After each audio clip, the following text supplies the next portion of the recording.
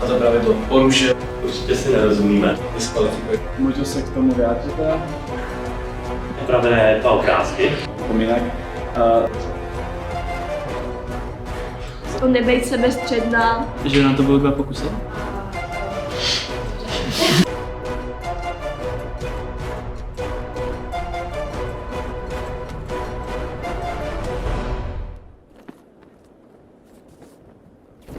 Vážené divačky a vážení diváci, vítám vás u dnešní debaty, která probíhá v rámci kampaně na volbu krále či královny majálesů reprezentující naše gymnázium.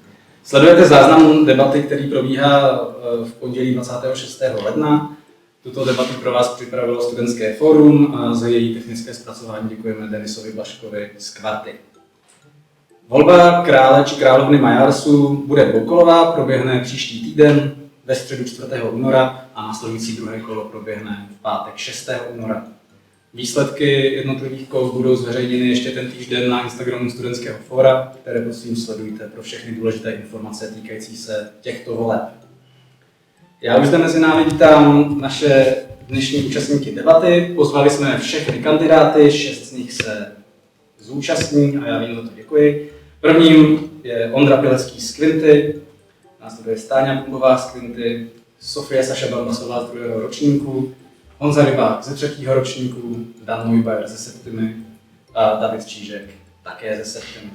Já vám děkuji za to, že máte zájem reprezentovat naši školu, děkuji, že jste přijali naše pozvání. Jenom pro úplnost uvádím, že pozvání byli všichni kandidáti. Filip Lavička, který stále kandiduje a máte možnost ho volit, se debaty rozhovoru neúčastnit. My můžeme rovnou přijít k první části, která spočívá v otevřených otázkách. Tu první hodím do pléna a můžete se slova ujmout kdokoliv chcete jako první. Co máte nejraději na majálesu a proč by se o něj studenti naší školy měli zajímat? Jak se to zvolí? Mně se hrozně budějovický majáles líbí v tom, že to není takový ten komerční festival, jako to je například v jiných městech. Ale samozřejmě taky to má něco do sebe, ale v podstatě to, co se každý rodí, je tady u nás v Budějcích, tak je jakoby festival od studentů pro studenty. A jsou to v podstatě středoškoláci, kteří tu organizaci řídí a věnují se právě tady tomu. Takže si myslím, že je to hrozně fajn, že tam vystupují studentské kapely, dějí se různý tady ty potom studentské soutěže, jako třeba volba krále. No tam jsou třeba i workshopy, kde se diskutuje, co nás jako studenty trápí a takovéhle věci. Takže Majáles není jenom ta soutěž, je to větší festival. Jo, Majáles je v podstatě velký festival, který samozřejmě ta hlavní část trvá ten jeden týden, kdy každý den se probíhají různý workshopy, akce. Jsou tam nějaké jakoby na pobavení nebo nějaké koncerty a tady ty věci, ale samozřejmě nějaké sebevzdělávání, sebezlepšení a tady ty věci, to všechno se tam najde. Dobře, děkuji. Mně přijde strašně fajn, že to vlastně není jenom jednom dní, ale je to prostě nějaký celkový průběh. A taky hlavně to, že se do toho zapojí lidi ze všech ročníků, zapojí se toho různé školy a to si myslím, že na to právě to je hezký. Děkuji. Ondra, vy jste se hlásil. Tak třeba z vlastní zkušenosti, tak si myslím, že majáles, jak tady padlo, tak vlastně funguje to formou soutěží mimo vlastně školami.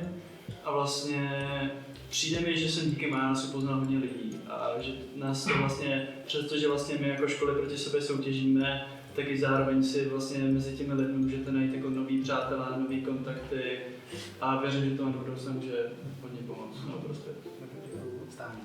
Mně se na majálesu líbí kreativita různých těch aktivit, že vlastně je na tom vidět, že ty studenti na tom vážně, na tom jako programu se vážně jako velmi podílejí a taky, že mají v sobě takovou tu schopnost to udělat zábavné i pro ty ostatní. Přejdeme ke 3 anketním otázkám, které přiznám naši kandidáti znali dopředu. Jsou to ty nejdůležitější věci, které nás asi všechny budou zajímat.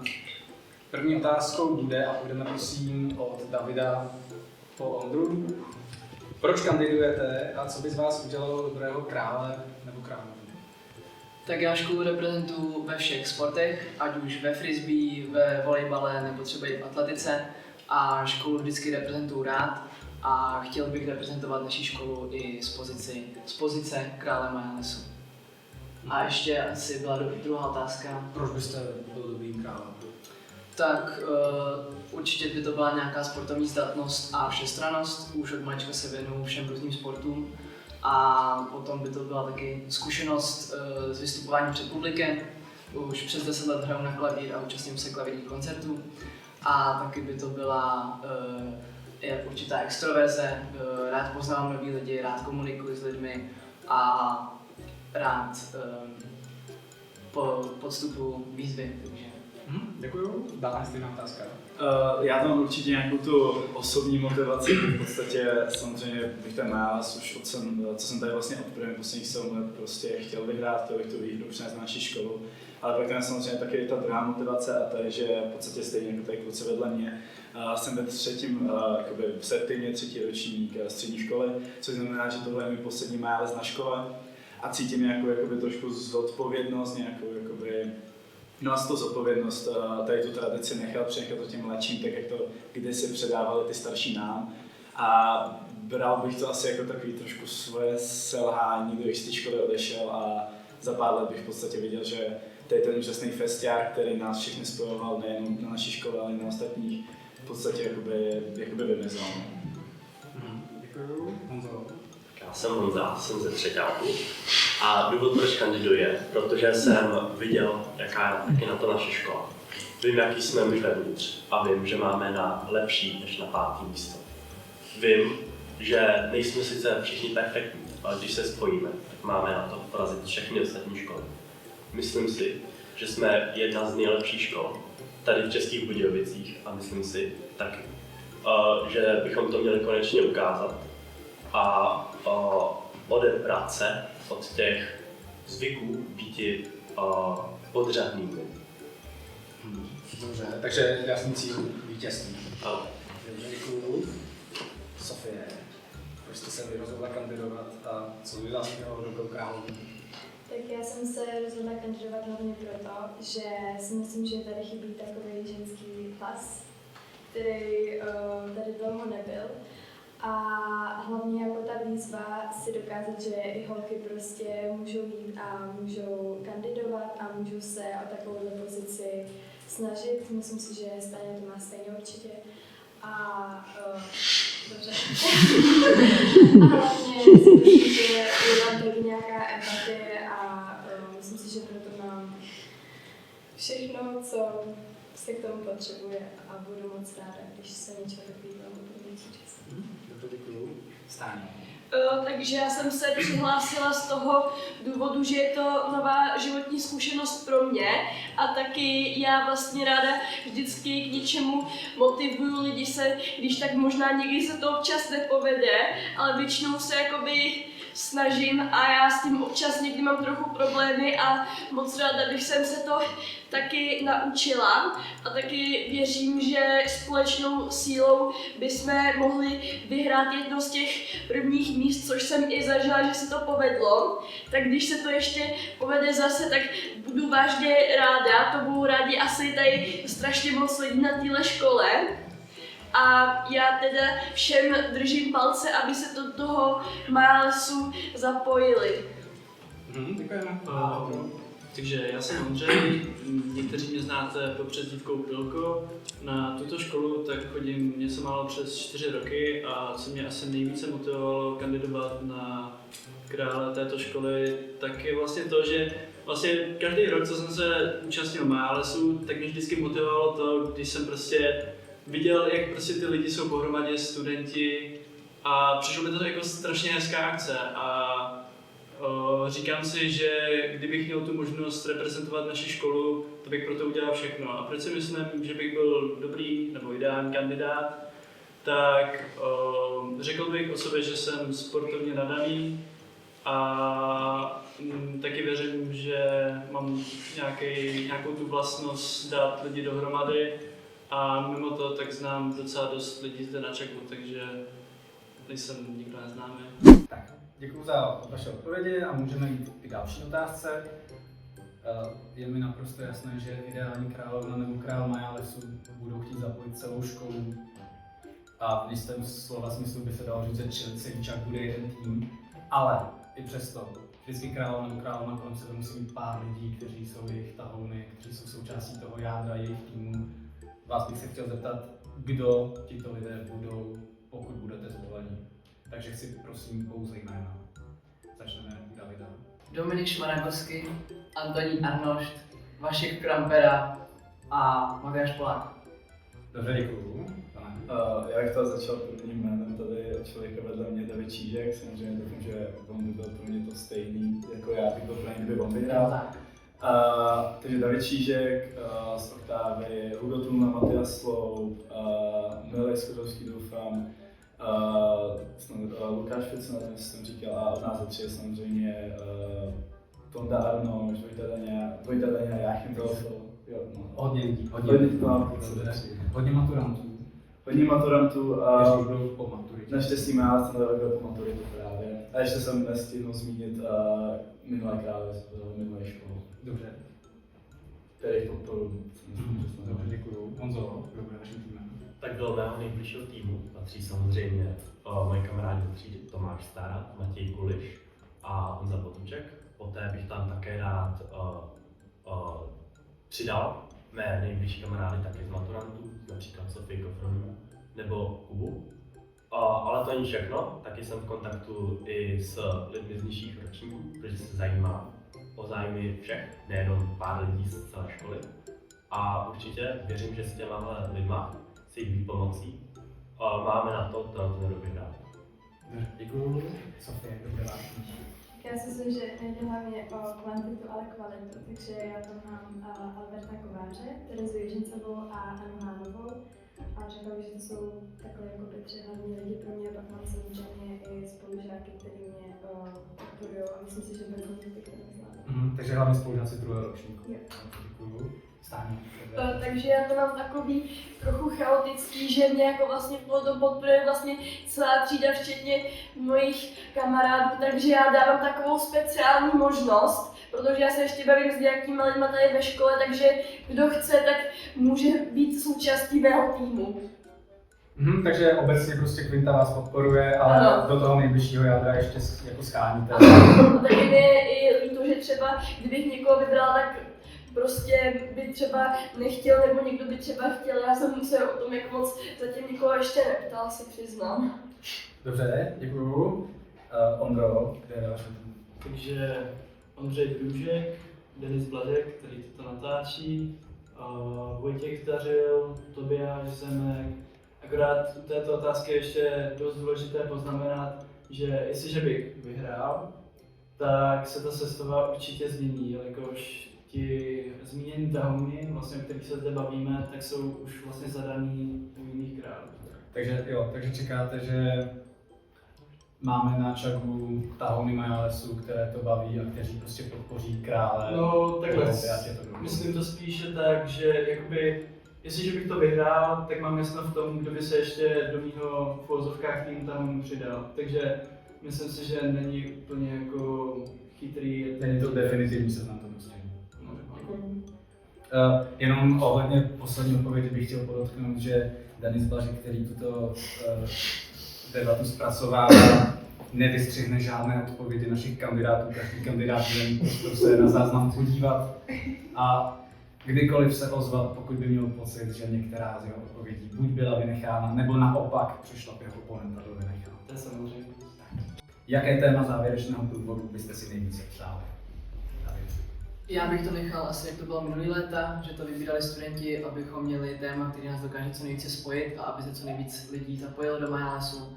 Ale kdybych měl já něco navrhnout, tak by to bylo nějaké téma z oblasti sportu. Konkrétní téma zatím nemám vymyšlené, ale vím aspoň směr, který bych to chtěl. Děkuju. Tak jak bych měl něco, co by definovalo mě jako to trošku jako čistě jako na sebe. Mně se měly být taková ta česká rapová scéna propojená s fotbalem, třeba fotbal hraje, měli bychom k tomu písničky, měli bychom k tomu nějakou vizi, jak by to mohlo vypadat v průvodu a během celého vlastně Majalesu. Ale jak vlastně tady řekl už David přede mnou, nebo aspoň mě se minulý léta z praktického důvodu vyplatilo vždycky třeba najít si někoho, nějakou třídu, který se líbil jeden nápad, která potom byla schopná jako ten nápad prezentovat i ostatním třídám, bylo to takový, že se zatím jako stále, nebo to čistě líbilo takové krále. Tak já bych nejraději vybral něco, na čem se shodneme všichni. nejenom vyšší gymnázia, který mají přístup k telefonním modulům, zařízení a Instagramu. Rád bych si všechny třídy obešel, to už, jak někteří z nás víme, dělám. Ptám se na otázky a kdybych ale teď měl jedno téma z hlavy podotknout, tak to bude asi rok 2016. To je taková nostalgie. Ovšem vím, že ne všichni tohleto zažili, stejně jako já. A proto určitě přistoupím k tomu, s čím půjde většina a i teda nižší gymnázium. Můžu se jenom zeptat na tu nostalgii. 2016 to byl rok velmi politický, probíhala ve Spojených státech volební kampaň, takže zároveň imigrační. Takže můžeme se jenom nečistě opravdu, jenom aby jsme si to ujasnili, protože mě se v roce 2016 evokují tyhle věci. Tak jestli jsme na stejné vlně, jestli opravdu byste měli jako teda nějakou spolitizovaný pochod téma, nebo co jste myslel? Určitě si nerozumíme. Já měl na mysli spíš takovou tu zábavnější část. Například fidget spinnery, jestli si pamatujete. Všichni jak chodili ven, nikdo nebyl doma, ale chodili ven. Sofie, vaše téma. Tak já mám těch témat víc, ještě jsem se nerozhodla pro který konkrétní, ale jedním z těch hlavních by bylo například Mario nebo Scooby-Doo, ale taky mi přijde dobrý starověký Egypt. Takže si myslím, že u toho se dá hodně vymyslet na to oblečení. Dobře, děkuji. Já bych na ten rok volila zase téma, který by si vybrali tady studenti gymnázia, že bychom se na něčem shodli. A jinak, kdybych měla volit za sebe, tak bych dala téma Světový pohár ve fotbale 2026, nebo bych dala téma Červený koberec. Takže Hollywood. Jo, takový. Dobře, děkuju. A Ondro, vaše téma? Překvapivě, na jednom tématu jsem se zde shodnul s Honzou Rybákem, akorát jinak pojatou, takže první téma, co mi napadlo, tak je 2016 fashion. Druhý téma, co mi napadlo, tak je performativ, akorát to už je trošku z trendu. A třetí téma, co mi napadlo, je jakože takový ti gangsterští rapři, prostě má ten chain, šiltovku do zádu a takovéhle věci. Ale jestliže bych měl nad tématama ještě nějak více přemýšlet, tak bych určitě dbal ohled na to, aby jsme byli nějak barevně slazení třeba například a hlavně, aby vlastně každý si ty věci vlastně našel u sebe doma v šatníku. Takže to si myslím, že jsou takový dvě hlavní věci tohoto tématu. Dobře, děkuji. Takže taková základní filozofie prostě, aby nebylo potřeba spoustu práce s kostýmy, prostě aby to bylo nebylo všechno. No, tak třeba když řeknete kovboje, tak nevím, kdo všechno má třeba doma kovbojský klobouk. Tam možná budu reagovat a hodím otázku, úplně není škoda, že jedním z hlavních motivátorů témat je vždycky to, aby to bylo co nejjednodušší? Můžeme. Je to škoda, je to velká škoda, já jsem to viděl v podstatě na minuloročním průvodu. Tam je potom i velká věc, že v podstatě mi přijde, že třeba když si pamatuju roky, kdy jsme byli v top 3, tak v podstatě do toho průvodu mi přišlo, že se dávalo víc takové energie, víc lidí se ukázalo a bylo to celkově taky propracovanější. Samozřejmě chápu, že minulý rok, když jsme tam v podstatě se šli jenom ukázat, bylo to bohužel teda 5. místo, což znamená, že jsme nebyli v té finální výzvě. Takže to bylo takový slabší, ale to je něco, co aspoň já vím, že jsme se o tom bavili s vedením, bychom chtěli změnit, že by to tenhle rok byl takový propracovanější, zabral by nám to díl času to přichystat, že by třeba už se dělaly nějaké věci, přípravy na to na hodinách a tak. Dobře, děkuju. Třeba zrovna teď zvládnu o Subway Surfers, že? To je přišlo jako fajn téma, vlastně originální, akorát třeba tam já jsem našel vlastně ten svůj problém. Já jsem vlastně ve svém šatníku nemohl najít nic, co bych si na sebe vzal, takže říkám to s lítostí, ale musel jsem si na sebe vzít svůj každodenní hodin. Přistoupíme k druhé části, která bude pokládána nikoli formou otázek, ale tvrzení. Každý z vás před sebou má jednu zelenou a jednu červenou kartu, kterými budete vyjadřovat svůj názor na oznamovací věty, které já vám budu říkat. případě, kdy s tvrzením, které přečtu, souhlasíte, prosím, ukažte na kameru zelenou kartu. V případě, že nebudete souhlasit, ukažte červenou kartu. Rozumíme? Jediným kritériem úspěchu na Majalesu je vítězství. Všichni souhlasí. Dobře. Tak, Ondro, jaká jsou další kritéria? Tak já si myslím, že kdyby každá škola chodila na Majales s tím, že chceme vyhrát, což jako je samozřejmost, ale kdyby tady to byl vlastně jediný úmysl té školy, tak si myslím, že se vlastně ve finále z toho vlastně každá škola nic vlastně neodnese, protože myslím si, jak už jsem předtím v této debatě zmínil, tak si myslím, že je to hlavně o tom vlastně pojení těch škol a vlastně seznamování se s novými lidmi. A vlastně myslím si, že byste to našli na Wikipedii, kdybyste si to našli, ale je to vlastně oslavování studentského života. Takže takhle bych to pojal. Takže prostě komunita, prostě školská. Ano. Dobře, děkuju. Honzo, když jste se uváděl jako kandidát, tak jste řekl, že chcete Čagu konečně pomoci vyhrát. A přesto to pro vás není jediné kritérium úspěchu. Tak dodal byste něco? Není to určitě moje jediné kritérium. A jak už teď Ondra řekl, tak já s tím moc rád souhlasím. A jediné kritérium to není. Je to hlavně o tom, abychom se celá škola sešli, užili si to a všichni se kamarádili. No já bych jenom, že jde určitě o to propojení té školy, jde o propojení mezi školama, jde o tom poznat lidi, užít si to hlavně oslavy to, že jsme vlastně studenti, máme nějaký ten studentský život a máme možnost tady to organizovat nebo se to účastnit. Takže jako souhlasím tady s kandidátem. Dobře, děkuji. Pravidla Majalesu jsou pro naši školu spravedlivá.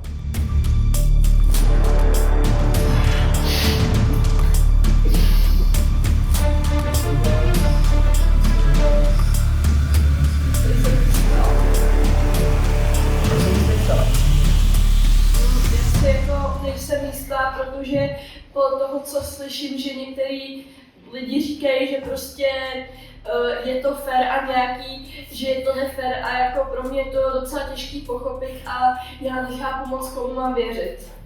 Dobře, děkuju. Sofie, vy jste taky vyjádřila na slova. No, já si myslím, že to je nefér z důvodu toho, jaký pravidla padly minulý rok, že vlastně i přesto, že jsme právě menší škola, tak v těch výzvách za to nebyly tak velký body, nebo i vlastně i v tom hlasování. Prostě mi to úplně nepřijde fér vůči škole. Jako například Vicky, která má spoustu studentů, kteří prostě můžou přijít hlasovat a myslím si, že vzhledem tomu je to takový nevyvážený. Takže protože jsme malá škola, tak jsme prostě znevýhodnění a No, pořadatelé by to měli brát v potaz. Byl jakoby daný větší hodnota tomu hlasování, že si myslím, že pokud to je takový určitě menším školám. Dobře, ale jenom, abychom si ještě vlastně, ta hlavní nespravedlnost nespočívá v tom, že by teda pořadatelé nějakým způsobem cíleně křivdili na jako škole, ale je to prostě v tom, že jsme znevýhodnění v té soutěžní části, kdy se čítají hlasy. Já sdílím tenhle názor, myslím si, že to je nefér pouze v tom, že máme početně menší školu, máme méně studentů než ostatní větší školy, ale to se netýká jen naší školy, ale i ostatních škol. A proto bychom si měli taky vybrat krále, který je konkurenceschopný a dokáže získat co nejvíc bodů v těch jednotlivých soutěžích. A taky krále, který dokáže sestavit tým, který dokáže získat co nejvíc bodů ve sportovních soutěžích. Takže pořád ta nespravedlnost na menší škola, pořadatel by to měli brát v potaz nějakým způsobem. Jak byste to řešil? Já bych to řešil asi, že za hlasování bych nám dal třeba víc bodů, ale to zase se nemusí líbit ostatním školám a vzniká tenhle konflikt, který je těžko řešitelný. Takže žádné změny pravidel byste případně neprosazoval?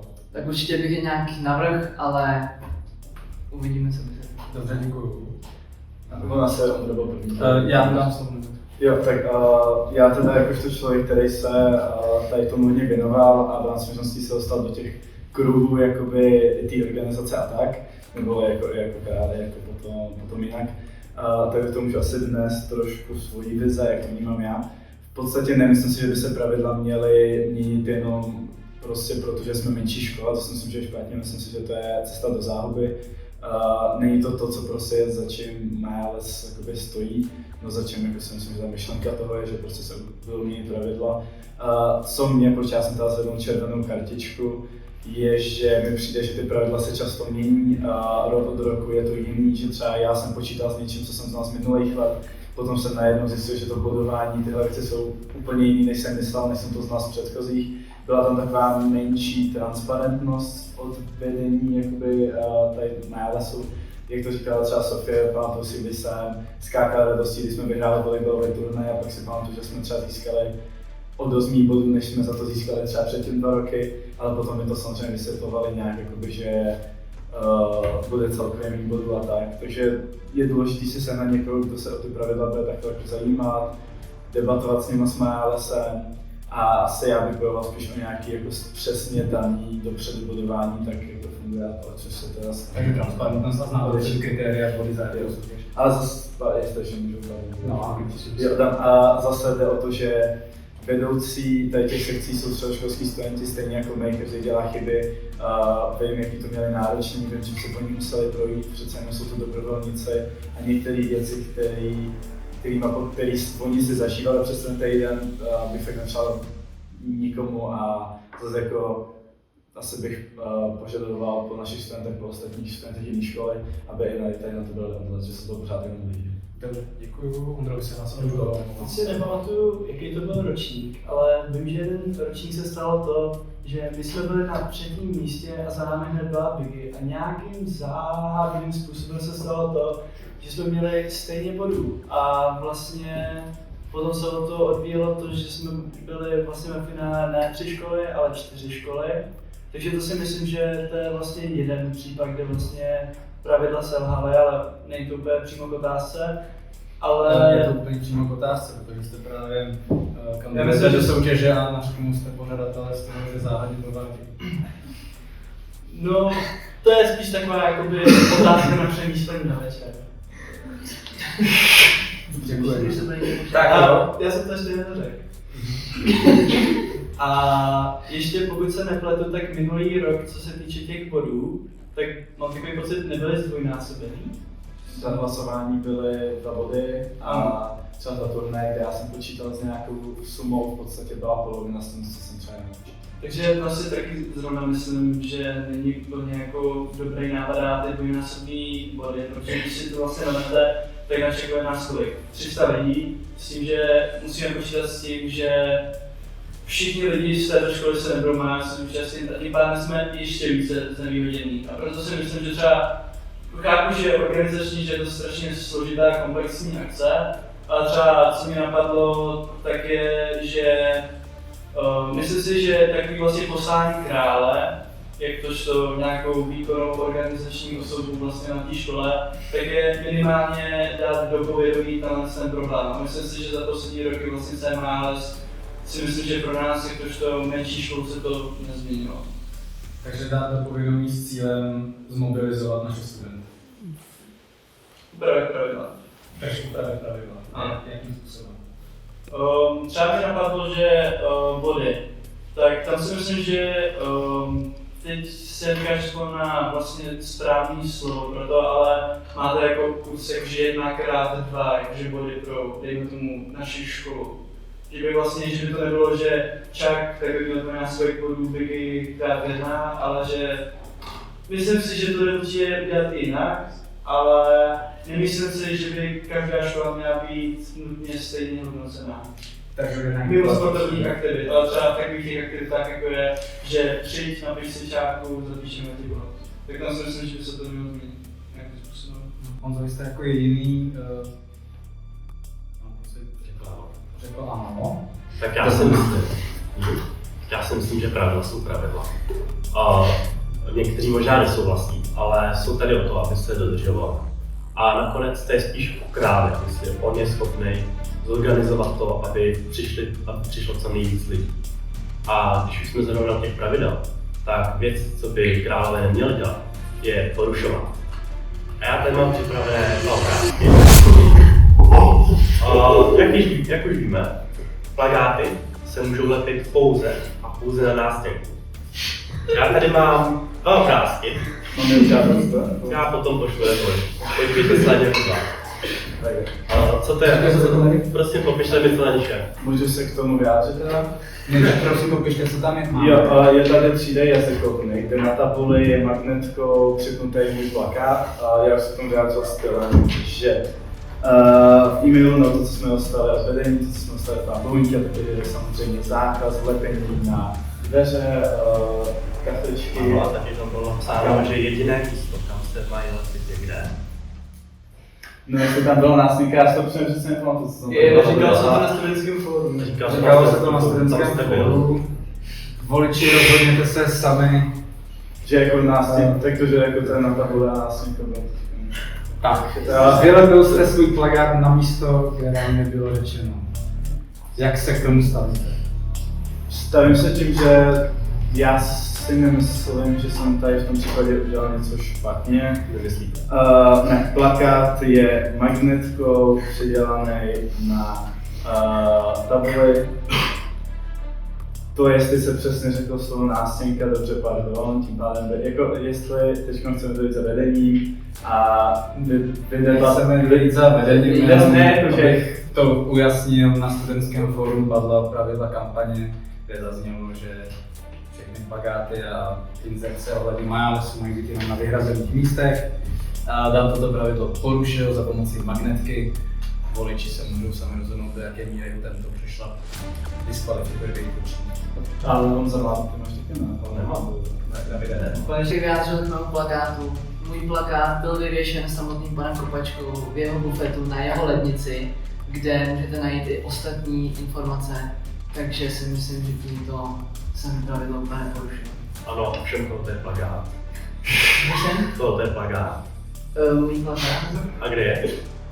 U pana Kopačky na lednici, kde Opět je... stejná věc, došlo k porušení pravidla, voliči se rozhodnou. Další tvrzení, opět si připravte prosím kartičky. Mé tvrzení je, minulý král Majalesu naši školu reprezentoval dobře. Zelená souhlas, červená nesouhlas. Ondro, prosím jenom jednu.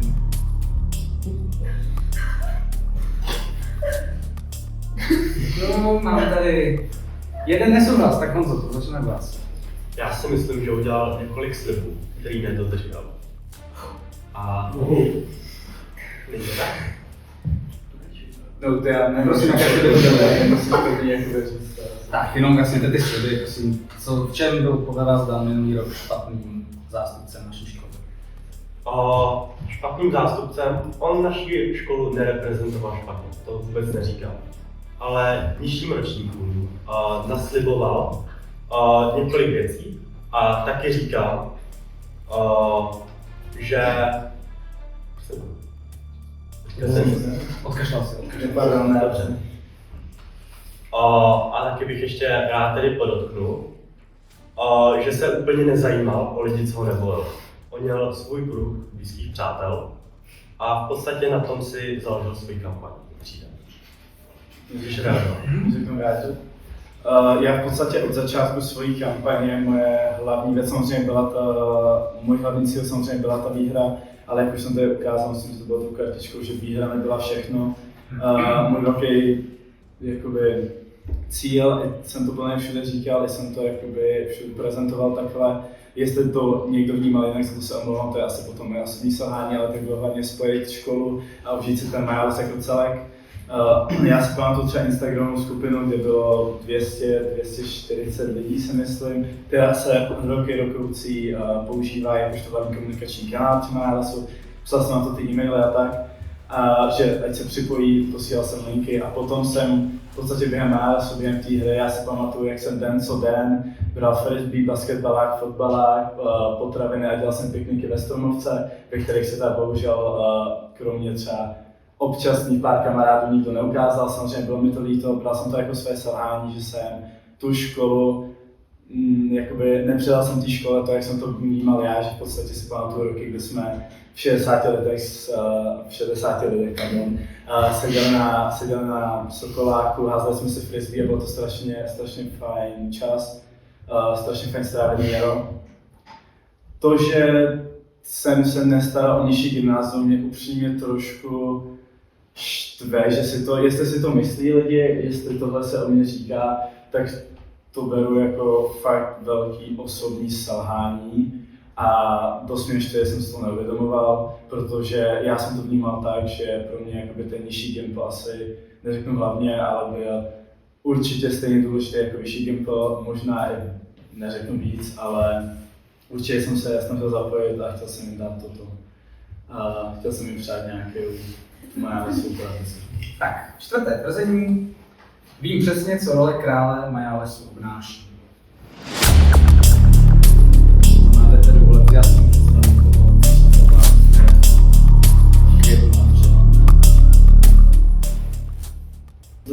Nesouhlasím s tvrzením.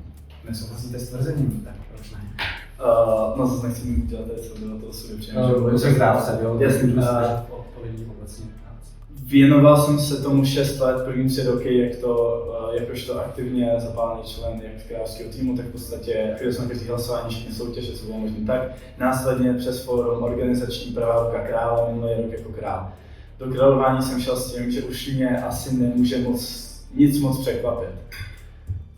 No, tak to jsem se hodně měl. V podstatě nemyslím si, že nikdo přesně ví, co to dokáže obnášet, že i já, který v podstatě tomu tak po následnosti šéfa jako dávám všechno a jsem tím králem byl, tak mě pořád něco zaskočuje, pořád je to hrozně, pořád se to hrozně mění, pravidla se mění, výzvy se mění, tady to, takže samozřejmě, že si myslíte, že třeba víte, co to obnáší, samozřejmě, že si myslíte, že víte, do čeho jdete, ale nakonec je to často úplně jiný, je to často o dost náročnější a i to, že v podstatě s tím mám nějaké zkušenosti, jak jasně pomáháme to, ale nejsem 100%, že přesně vím, co čekám. Dobře, děkuju.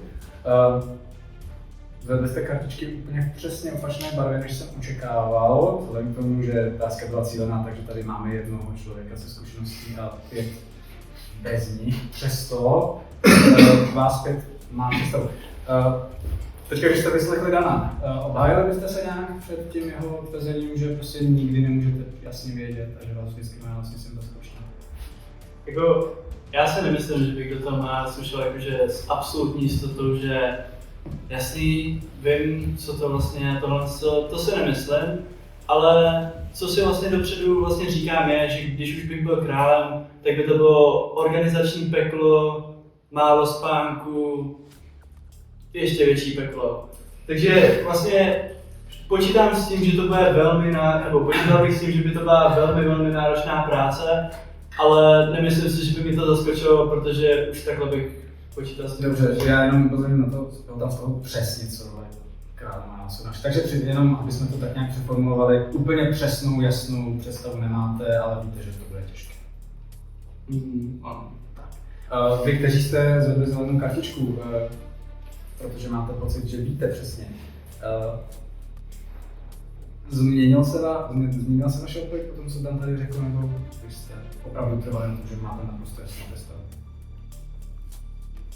Mně se moje odpověď trochu změnila, protože jsem si občas všimla, že každý rok se tam mění nějaký aktivity a jenom ještě se přiznám, že nejsem moc dobrá ve všech sportech a že třeba nevím, jestli tam bude nějaký sport, ve kterém jsem špatná. Dobře, děkujeme. Tak, pokud nemáme nic dalšího, budeme na poslední tvrzení. Zde vás poprosím opravdu jenom o zvednutí kartičky, nebudeme odpověď dál rozvádět, takže si prosím rozmyslete o to více. Sedí mezi námi kandidát nebo kandidátka, kterého bych jako zástupce Chaguna Mayalesu nikdy nepodpořil.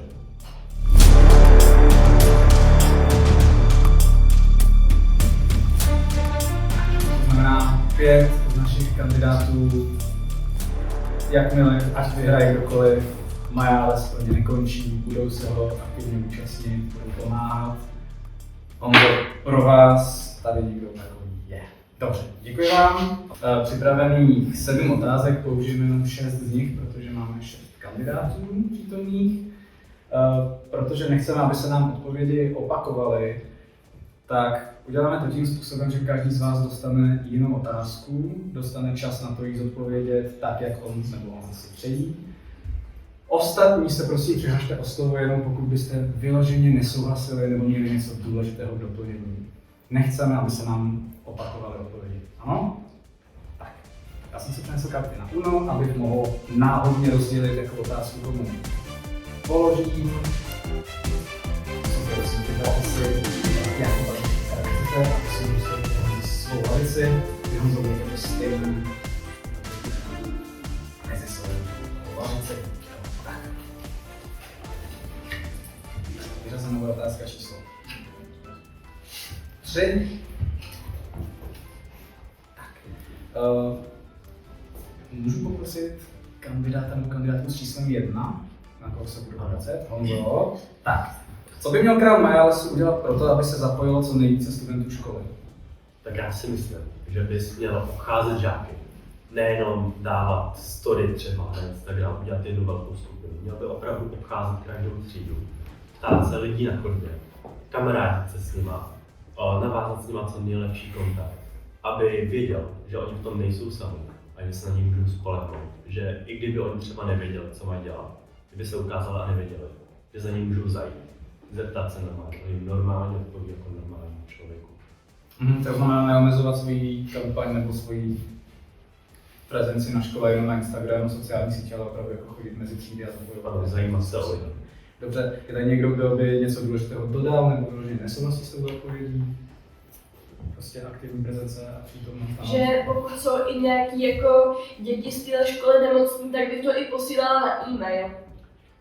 Dobře, takže ještě No, jako oficiální jako cestou. no. Dobře, ale prostě zapojovat školu, být aktivní, komunikovat, chodit mezi ty děti, chodit mezi ty studenty vyššího gymnázia, mezi všechny.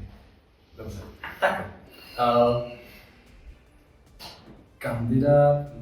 Kandidátka s číslem 2, prosím. Jo, to jsem já. Dobře. Tak, jakou podporu by měl král Majalesu vyžadovat od vedení školy?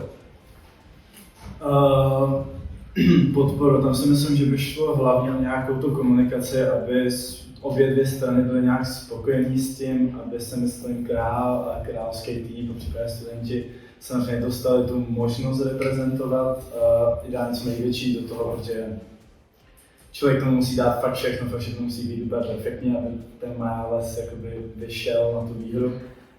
Takže dostat nějakou tady tu volnost se tady tomu pověnovat, ale zároveň být vstříc tomu vedení, že pořád je to nějaká reprezentace školy.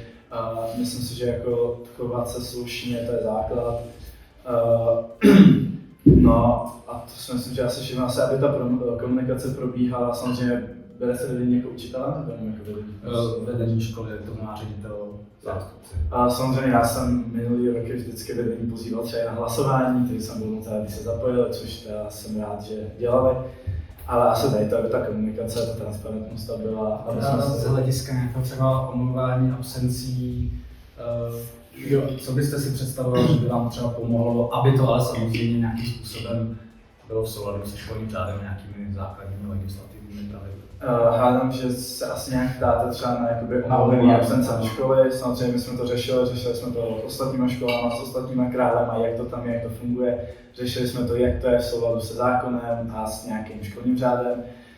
Bohužel školu vám může omlouvat jenom zákonný zástupce, nebo jakoby, pokud vám je nad 18, tak to máme tak, že můžete vy, ale samozřejmě ve školním řádu nebo tak nějak napsaný, aby to o tom ty rodiče věděli.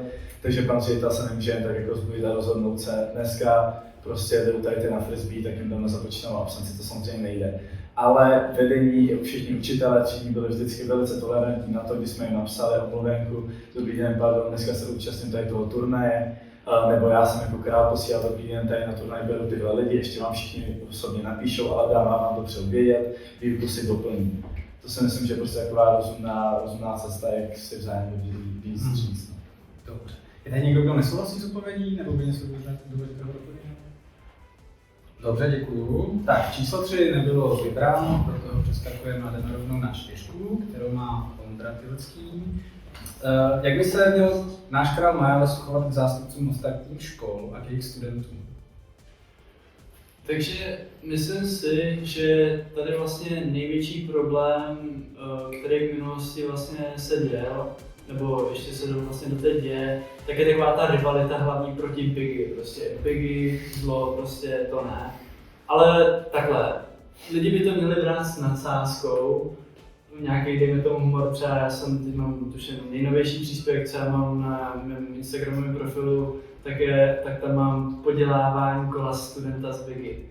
tak to je takový, jako, že někdo z Biggy si to může vyložit špatně, třeba my kvůli tomu se už dva kamarádi, ale zas člověk by to měl brát s nadsázkou a té komunikace nebo vlastně k těm vztahům mezi vlastně těma králema těch škol. Myslím si, že třeba takový správný král, tak by rozhodně se měl s těma lidma zpřátelit, někam si sednout a určitě mít s těma ostatníma dobrý vztahy. A dejme tomu, aby ten Miles měl nějaký větší drama, tak se třeba domluvit, že nevím, že prostě uděláme scénu, aby to vypadalo, ale rozhodně nedělat nějakou scénu, která by fakt jako vypadala tak, že by do sebe šili, že ty seš blbej, ty seš takovej, tvoje škola je taková. Takže přátelské vztahy, ale směrem ke studentům vysílat signál, že je to nějaká nevraženost. Zároveň tady říkáte, že nějaká nadsázka a urážení v rámci možností k tomu prostě patří a neměli bychom to brát tak vážně. Tak kde víte, že leží ta hranice? No, tak dejme tomu, že většina lidí vlastně z toho vlastně, co já vím, tak když se řekne Miles, tak si představí soutěžení mezi školama. Tak tam si myslím, že vzniká takový to, že by vlastně i vlastně v zájmu těch králů udělat ten Miles zajímavější tím, že vlastně dejme tomu udělat nějakou tu scénku nebo tohle, nebo si z toho prostě udělají srandu, ať prostě to fakt vypadá, že je to vlastně nějaká rivalita. Ale zase ta hranice je tam, že potom, když říkáte, že třeba, jo, nejvíc případ, co se vždycky děje, tak když je průvod okolo školy Biggy, tak to si pamatuju, i minulý rok se to stalo, tak byly nadávky, bylo prostě fuj Biggy, teď nevím, kdy se to řvalo, všechny si vás koupíme, prostě tady to si myslím, že to už je docela za tou hranicí vlastně, kdy už by se ten humor úplně tolerovat neměl. Nějaká ta spolupráce mezi králama, nějaký vztahy samozřejmě pořád se soutěží, pořád je tam rivalita, ale potom zjistíte, že na tom jako dlouhodobým pohledu měřítku, takže se to vlastně jakoby, je to hrozně fajn, vyplatí se to být takhle to. S těma, co se řve na průvodech a tak, my jsme se to minulý rok snažili co nejvíc nějak uskromňovat, myslím, že všechny svá skupiny minulý rok nezaznělo. Nárážky na Biggy byly, ale od toho jsem se já prostě a bylo mi líto, že jsem tu situaci nedokázal víc jakoby uklidnit. Bohužel nebyl jsem jediný, kdo měl megafon v průvodu a to jsem zrovna nedokázal okočírovat. Dobře, ale obecně nelíbí se vám, když se tohle během průvodu děje ani jednou. Dobře, děkuju. Tak, myslím, že jsme na čísle 5. To je Sofie.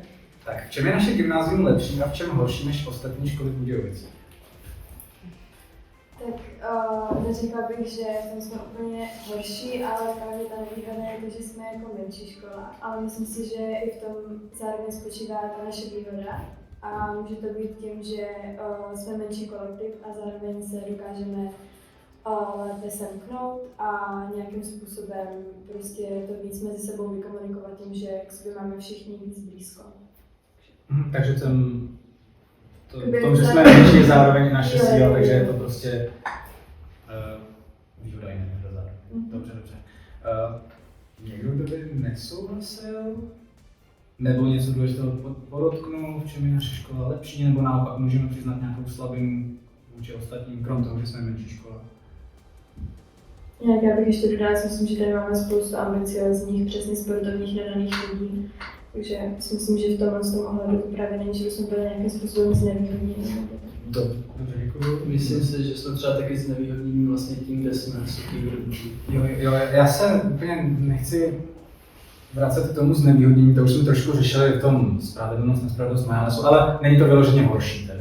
Není to vyloženě horší, ale i tak věřím, že minimálně nějakou menší výhodu tvoří to, když jste v centru. Určitě to přečteme. Tak, 6. otázka, na koho se budu obrazit, Davide. Tak, co vypoví volba krále Milesu o našich studentech a není to všechno jenom soutěž popularity? To znamená, jakou informaci vlastně předáme příští týden o naší škole veřejnosti po tom, co zveřejníme naší královnu nebo našeho krále? Tak za mě je určitě důležité vybrat krále nebo královnu, který bude naši školu dobře reprezentovat, chovat se slušně na těch akcích a taky je hlavní vybrat krále, nebo královnu, který bude dobře smilovat kolektiv, bude se hlavně zapojovat do toho naplno, ne že to odbyde a dá do toho všechno. Takže prostě volí se o to, jestli vyšleme Českým Budějovicím zprávu o tom, že jsme škola přátelských studentů, aktivních studentů, nadšených studentů, spolupracujících studentů. Přesně. Dobře, děkuju. Tak a číslo 7. Já. Číslo Yes. 7. Jenom, že to nepadá odpověď na to, jestli je to jenom soutěž popularity, ty volby. Tak určitě za určitý části asi taky. Já myslím, že to tam bylo trošku skryté, ale jestli se k tomu chcete... Protože to by mě zrovna jako zajímalo, to si myslím, že je docela jako téma. Možná uvedu, ano, do kontextu. Mezní termín pro přihlášení kandidatury byl 16. leden. Následující víkend, to znamená 17. leden a dál, jste si založili svoje instagramové účty. Na začátku toho týdne jsme věděli pouze o jednom kandidátovi, který jistě chtěl kandidovat. Tak není to, že jste založili svoje instagramové účty a tam se ubírá vaše kampaň spíš signálem toho, že je opravdu soutěž popularity a jenom soutěž o virální příspěvky?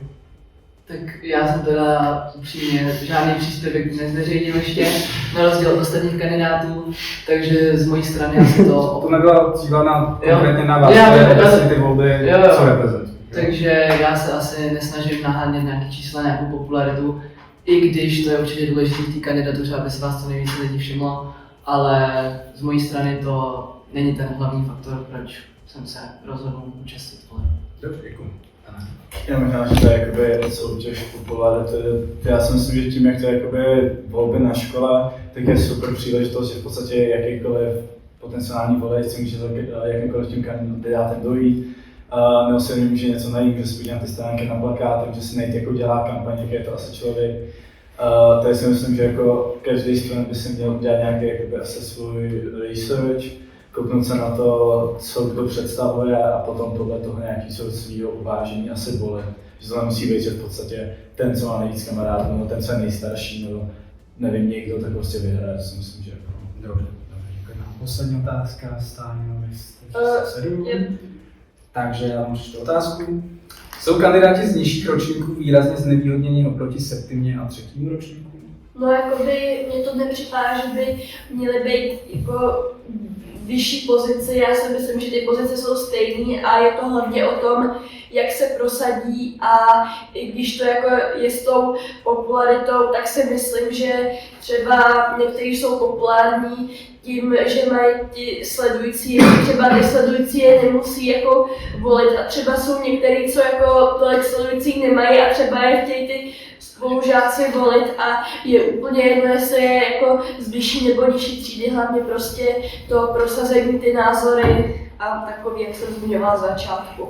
Dobře, takže není to znevýhodnění, to jestli jste z Quinty nebo ze septimy, na to nehraje roli. Na to nehraje roli. Dobře, děkuju, Ondrovi se pro Já bych chtěl to odpovědět, že se Stáňem naprosto souhlasí a chtěl bych říct, že naprosto nesouhlasím s tím, že vlastně je docela populární názor, že vlastně jsou z menšího ročníku, nemají šanci, nedají to, prostě nebudou vlastně dělat dobrou reprezentaci té školy. Já si to rozhodně nemyslím, protože když si to vezmete, mezi náma tak je rozdíl tak maximálně 3 roky. A myslím si, jak Stáňa zmínila, že by to mělo být hlavně postavený na tom, jak to vlastně ti lidi mají v hlavě, a ne vlastně čísla na papíře, když tak řeknu. Chce někdo něco doplnit? V případě vyjádřit nesouhlas? Dobře, já vám děkuji. Mám za sebou 3 části naší debaty a přichází ta poslední, která bude tradičně převzata snad ze všech politických debat, které známe a jedná se o naši půl minutu na kameru, kdy máte možnost oslovit své voliče nebo potenciální voliče, přesvědčit je, aby šli k volbám, aby volili právě vás a obrátit se na nás. Zkusme opravdu dodržovat těch 30 sekund, já vám nebudu skákat do řeči okamžitě, jakmile se ukáže 30 na mých stopkách, ale případně se ozvu, pokud byste přetahovali opravdu výrazně. Tak jak již víte, já si obcházím třídy, bavím se s lidma a zajímá mě, co si ostatní, ať už o mě, nebo o ostatních kandidátách, anebo o tom, co se právě děje, co nás čeká, co nás spojuje a taky co spolu chceme na tom nárazu dokázat. Proto si myslím, že já jsem skvělý kandidát na to, abych nás všechny spojil a dokázal, že my jsme lepší. Ne jako, že bych se nějak povyšoval, to vůbec. Já věřím, že jsme si všichni rovní, ale věřím, že spolu můžeme dokázat velké věci. Děkuju. Já se tady ještě jednou rychle představím pro lidi, co mě neznají. Jmenuji se Daniel Neubauer, je 17 a chodím tady do Septimy. Na škole dělám předsedu studentského fóra, MyAlesu se věnuju aktivně, každý rok tomu dávám, co můžu. A tady tím nakonec bych vás chtěl asi hlavně vyzvat na to, když jste měli jakýkoliv dotazy ohledně MyAlesu, cokoliv, tak si myslím, že z té své pozice jako bývalý organizátor, bývalý král a teď letošní kandidát, tak bych vám snad byl schopný zodpovědět. A doufám, že se všichni všichni užili tady tu debatu a příští týden zvolíte podle nějakého svého nejlepšího uvážení. Děkujeme. Takže jmenuji se Andrej Telecký, jsem z Quinty a je mi 16 let. Sice je problém, že jsem tu druhý nejmladší kandidát, ale myslím si, že to vlastně problém není. A věřím v to, že jsem schopný reprezentovat Čech jak ve sportovních aktivitách, tak i různých dalších ostatních. Mám nějakou tvůrčí zkušenost s organizací různých věcí a akcí. A taky věřím v to, že mě to hodně lidí zná a že by to snad od mě tuto vlastnost mohlo dosvědčit. Tak kdybych se měl definovat 3 slovy, tak bych řekl ambiciózní, odhodlaný a úvodný. Děkujeme. Ahoj, já jsem Sofie, chodím do druháku a kandiduju na Královnu. Myslím si, že tohle je skvělá příležitost ukázat, že i holky můžou kandidovat a budu moc ráda, když se zúčastníte hlasování. Každý hlas se počítá. Kdybyste ho konkrétně dali na mě, myslím si, že účast jako taková je moc důležitá a já samozřejmě za vás hlas budu moc ráda. Řekla bych o sobě, že jsem charismatická, empatická a myslím si, že dobře komunikovat s lidmi a to bude všechno. Ahoj, já jsem David Čižek, jsem ze Septimy a je mi 18 let. Už od malička se věnuju všem různým sportům a teď se věnuju hlavně tenisu, který hraju závodně. Hraju už přes 10 let na klavír, takže mám zkušenosti i s vystupováním před publikem a jsem extrovert, který rád komunikuje s lidmi, baví se s lidmi a rád zkouší nové výzvy a věřím, že všechny tyhle vlastnosti a zkušenosti mi pomůžou k tomu vyhrát letošní MyAles. Ahoj, já se jmenuji Stanislava Bumbová, je mi 15 let a chodím do Quinty tady jako můj spolužák Ondra. A já jsem jako spíš silnější v těch kulturních složkách, já se věnuju kreslení, hře na kytaru a taky se věnuju dramaťáku a především mě baví i oslovovat lidi. Proto kdybych jako vyhrála, tak bych se i snažila zeptat nějakých kolem jdoucích, aby když tak Čak volili, aby aspoň ten Čak získal nějaký body a když tak ještě budu se snažit obcházet třídy, aby tady volili i mé kolegy, protože já nejsem takový, jako se snažím jako nebejt sebestředná a tady podporuji i ostatní. Děkujeme. Tak a to byla hezká slova na závěr a tímto naše debata končí. Já vám všem děkuji, že jste se dívali. Všem kandidátům děkuji za to, že přišli a že vůbec kandidují, že jsme vůbec debatu mohli mít. Ve středu 4. února proběhne první kolo, v pátek 6. února druhé kolo. Prosím, přijďte k volbám, podpořte své kandidáty. Já vám jménem svým jménem Studentského fóra děkuji za to, že jste se dívali a přeji vám šťastnou volbu. Naschledanou.